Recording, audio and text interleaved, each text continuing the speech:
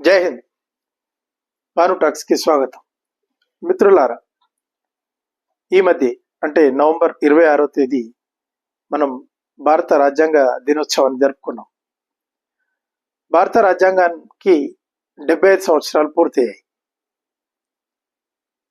ఈ సందర్భంగా ప్రధానమంత్రి గారు పలు విషయాలు దేశం ముందు ఉంచారు.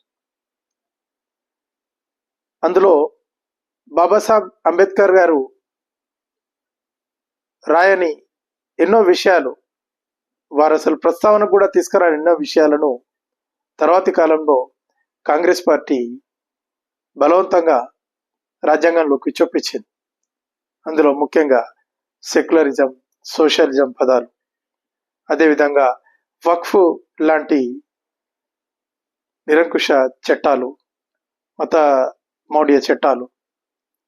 మరి మేము అంబేద్కర్ ఆశయాలను ముందుకు తీసుకెళ్లే వాళ్ళం, అంబేద్కర్ ఆశయాలు పాటించే వాళ్ళం అని చెప్పుకునే వ్యక్తులు, రాజకీయ పార్టీలు, సంస్థలు మరి అసలు అంబేద్కర్ గారు ఆ రోజు ఏం కోరుకున్నారు, వారి ప్రస్తావనలు ఏంటి, అసలు వాటి మీద మాట్లాడాలి, చర్చ జరగాలి ఇప్పుడు.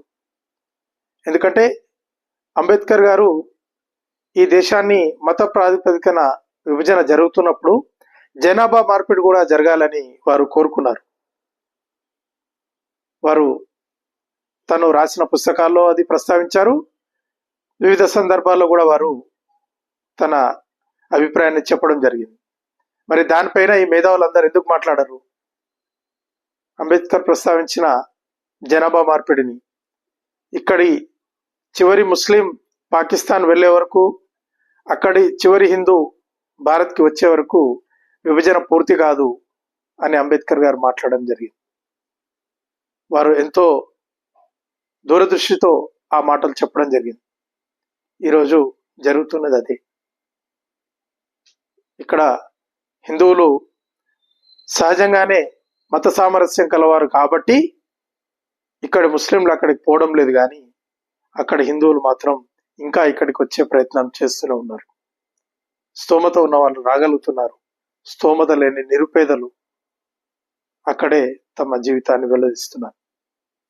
కాబట్టి మేము అంబేద్కరిస్టులం అని చెప్పుకునే మేధావులారా, అసలు అంబేద్కర్ ఏం కోరుకున్నాడు, వారి ఏ విషయాలు అప్పుడు ప్రస్తావించారు, వారి సరైన అభిప్రాయాన్ని మీరు ఒకసారి చదివి వాస్తవాన్ని ప్రజల ముందు ఉంచాలి.